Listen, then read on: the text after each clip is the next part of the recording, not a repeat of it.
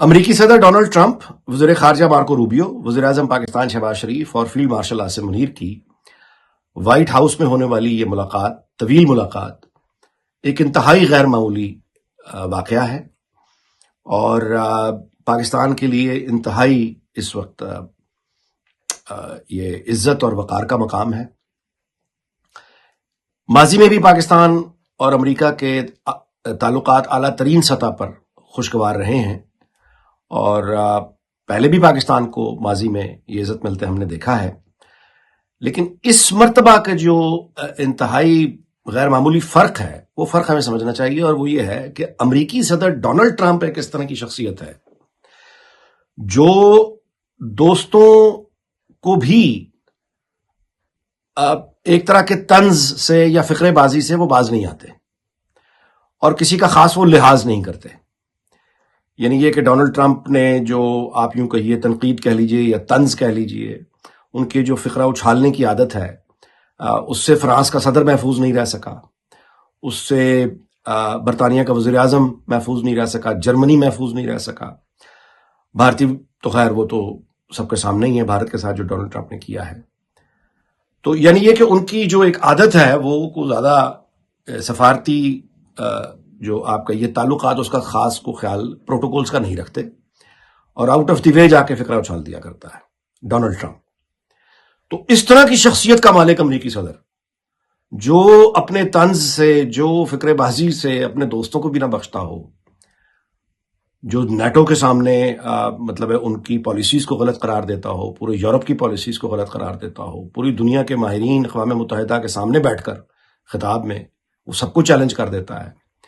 तो इस तरह की शख्सियत जो है वो पाकिस्तान के वज़ीर आज़म और फील्ड मार्शल का इस्तकबाल करती है। इस तरह का जो शख्स है वो उनकी मुलाकात से पहले अपनी टीम के साथ बैठकर दोनों लीडरान को ग्रेट लीडर्स कहकर मुखातिब करता है।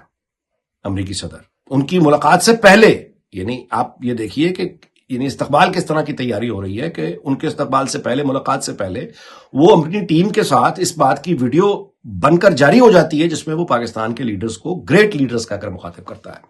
और उसके बाद जो मुलाकात होती है, उस मुलाकात की जो तस्वीर और वीडियो फुटेज सामने आई है, उससे बहुत आसानी से अंदाजा हो जाता है कि वो मुलाकात इंतहाई खुशगवार रही। अमरीकी सदर की दिलचस्पी गैर मामूली थी और खास तौर पे वो तस्वीर जिसमें डोनाल्ड ट्रंप ने थम्स अप यानी ऐसे करके और फिर हैंड शेक्स के साथ वज़ीर आज़म शहबाज शरीफ और फील्ड मार्शल आसिम मुनीर के साथ जो पिक्चर्स हैं वो तारीख में महफूज हो जाएंगी और ये बहुत पाकिस्तान के लिए एक सबूत है कि पाकिस्तान बैनुल अक़वामी सियासत में का जो स्टेज है इस वक्त पाकिस्तान उसके सेंटर में है।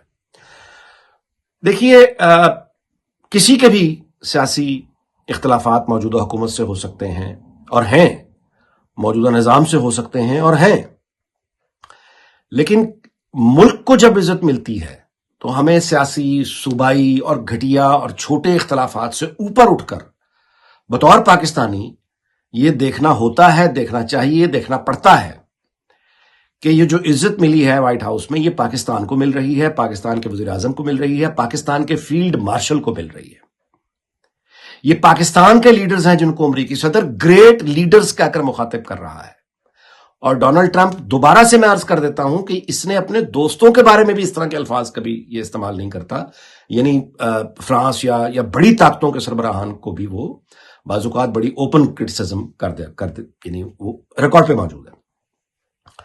तो ये बहुत बड़ी बात है और इस पे आप गौर कीजिए कि भारत में जो है वो एक मातम भी है, हिचकियां भी हैं, सिसकियां भी हैं, घबराहट भी है और उसके साथ शर्मिंदगी और झुंझलाहट भी है कि उनका जो एक नरेंद्र मोदी ने जो दहाइयां लगाकर एक नफरत और झूठ का एक तलिस्म बनाया था, तकसीम की सियासत के साथ जो उसने भारत के सोसाइटी को डिवाइड किया था, उसका जो गुब्बारा है वो पाकिस्तान ने पंचर कर दिया। रवां साल मई में जब भारत ने अटैक किया पाकिस्तान पे, तो फील्ड मार्शल की सरबराही में मौजूदा निज़ाम ने, पाकिस्तान की अफवाज ने उस गुब्बारे को पंचर कर दिया, जिसके बाद भारत में मोदी सरकार तो किसी काबिल ही नहीं रही कि वो भारत के अंदर किसी को मुंह दिखा सकें या भारत के बाहर दोबारा पुराने वाले प्राइड के साथ। अब नरेंद्र मोदी पुराने वाले वकार के साथ आपको दुनिया में कहीं नजर नहीं आएगा। जो किसी जमाने में ये एक रिस्पेक्ट एंजॉय करता था, दैट्स गॉन। और भारत के अंदर अब ये बहस शुरू हो चुकी है کہ اس یعنی پاپولزم کی جو سیاست ہے، تقسیم کی سیاست اور نفرت کی سیاست، جس نے ایک جعلی چکا چوند بھارت پہ بنا رکھی تھی، اس کی حقیقت کس قدر جعلی تھی، کتنی فرسودہ تھی. اور اب بھارت کے لوگ یہ کہہ رہے ہیں کہ بھارت کی سیاسی جماعتوں کو اور وہاں پہ چلانے والے نظام کے جو لوگ ہیں ان کو پاکستان سے سیکھنا چاہیے. تو یہ جو گفتگو ہم بھارت میں سن رہے ہیں، اگر ہم یاد کریں کہ بہت پرانی بات نہیں ہے کہ ایک اور نظام تھا پاکستان کے اوپر، عمران خان اور ان کے ہم نواؤں کا، ان کے ساتھیوں کا، ان کے بیکرز کا ایک نظام تھا. اور اس وقت ہماری یہ حالت تھی کہ دنیا میں ہماری سنتا کوئی نہیں تھا. اور لگ بھگ جو بھارت کی حالت اس وقت ہے وہ پاکستان کی تھی. نہ امریکی صدر گفتگو میں دلچسپی رکھتا تھا، نہ بھارتی وزیر اعظم بات کرنے کو تیار تھا، جس کا شکوہ اس وقت کے وزیر اعظم عمران خان ریکارڈ پہ کر چکے ہیں کہ وہ تو فون تک نہیں سنتا بھارتی وزیر اعظم.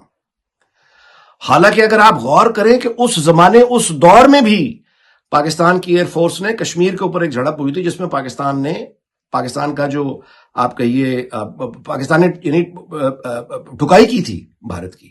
ان کا جہاز تب بھی گرایا، ان کے پائلٹ تب بھی پکڑے گئے، جو کچھ چائے پلا کے جس کو پاکستان نے واپس بھیجا. تو ایئر فورس نے پاکستان کی جو افواج ہیں تب بھی کامیابی حاصل کی تھی. لیکن اس کامیابی کو پھر کچھ فائدہ ہوا؟ اس کامیابی کا یعنی سفارتی سطح پر کوئی پاکستان کو فائدہ ہوا؟ اس مرتبہ ظاہر ہے اسکیل بہت بڑا تھا، بہت زیادہ مار پڑی ہے بھارت کو. لیکن اس کے ساتھ اس بات کو کبھی نہ بھولیں کہ ٹیم ورک کا نتیجہ یہ ہوتا ہے. اس وقت بھی بھارت کا جہاز گرایا تھا، اس وقت بھی ابھینندن کو چائے پلا کر واپس بھیجا گیا تھا، لیکن سفارتی میدان میں اتنی ناکام کارکردگی تھی کہ کوئی فائدہ نہیں اٹھا سکے. پاکستان کا وہ عزت اور وقار نہیں بنا جو آج ہمیں دکھائی دیتا. اور یہ ٹیم ورک ہے. افواج نے اپنا کام کیا، اور سفارتی محاذ پر ہم نے دیکھا کہ وہ وزیر اعظم شہباز شریف ہوں یا خاص طور پہ اسحاق ڈار صاحب ہوں، اسحاق ڈار نے دن رات لگا کر وہ گراؤنڈ پہ ریپیئر کی ہے، جو ظاہر ہے کہ ان کا کام تھا، جو بڑی مہارت سے انہوں نے کیا. تو یہ ہوتا ہے ٹیم ورک. یہ ایٹم بم ایک اس کی مثال ہے کہ جب تمام سیاسی مخالفت اور اختلافات بالائے طاق رکھ کے فوجی حکومت ہو یا جمہوری حکومت ہو، وہ نون لیگ کی حکومت ہو یا پیپلز پارٹی کی حکومت ہو، اور عسکری قیادت کوئی بھی ہو، ان تمام چیزوں کو بالائے طاق رکھ کے جب پاکستانیوں نے ایک ٹیم بن کر ایک ڈائریکشن میں وہ کام کرتے رہے، اس کا نتیجہ ایٹم بم کی صورت میں ہمارے پاس محفوظ ہے، پاس ہے. اور اس کے بعد ہم دیکھ سکتے ہیں آج کی دنیا میں کہ ایٹم بم کی کیا حیثیت ہے اور ٹیکنالوجی کی کیا حیثیت ہے. اسی طرح سے یہ جو ہم پاکستان کو کامیابیاں ملتی دیکھ رہے ہیں، یہ ایک ٹیم ورک کا نتیجہ ہے. اس کا مطلب یہ ہے کہ موجودہ نظام جو وفاق میں کام کر رہا ہے، وہ ایک ابھی تک جو ان کی کارکردگی سفارتی محاذ پر ہے، جنگی محاذ پر ہے، اس کی فتوحات کی گواہی دنیا دے رہی ہے، وہ تاریخ میں لکھی گئی ہے. اب صرف انتظار اس بات کا ہے کہ ان عظیم کامیابیوں کا جو پاکستان کو مل رہی ہیں، ان کا فائدہ عام پاکستانی کو مہنگائی کم ہونے کی صورت میں کب ملتا ہے، روزگار کی صورت میں کب ملتا ہے، صحت اور تعلیم کی سہولیات بہتر ہونے کی صورت میں کب ملتا ہے.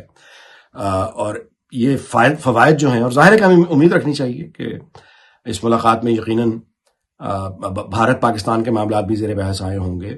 اس ملاقات میں یقیناً پاکستان کی سیلابی صورتحال بھی زیر بحث آئی ہوگی. اس کے نتیجے میں اگر کوئی ریلیف پاکستان کو چاہیے تو یقیناً زیر بحث آیا ہوگا.